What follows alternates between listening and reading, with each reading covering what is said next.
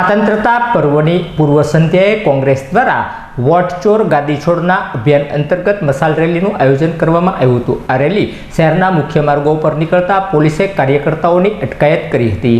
Bharatiya Janata party અને ચૂંટણી પંચની મિલીભગતથી વોટ ચોરીની કોંગ્રેસના નેતા રાહુલ ગાંધીએ પકડી પોલ ખોલી હતી અને વડાપ્રધાનના રાજીનામાની માંગ કરી હતી, જેના અનુસંધાને શહેર અને જિલ્લા કોંગ્રેસ દ્વારા વોટ ચોર ગાદી છોડ અભિયાન અંતર્ગત મસાલ રેલીનું આયોજન કરવામાં આવ્યું હતું। આ મસાલ રેલીમાં શહેર કોંગ્રેસ પ્રમુખ લાલબા ગોહિલ, જિલ્લા પ્રમુખ પ્રવીણભાઈ રાઠોડ, जिला पंचायतना विरोध पक्षना नेता बलदेवभाई सोलंकी, महानगरपालिकाना विरोध पक्षना नेता जीतुभाई सोलंकी, नगरसेवको सहितना कांग्रेस कार्यकर्ताओ मोटी संख्या में रेली में जोड़ाया था और रेलीना माध्यमथी वोट चोर गादी छोड़ना नाराओ लगा देखाव करता पोलीसे कार्यकर्ताओनी अटकायत करी हती।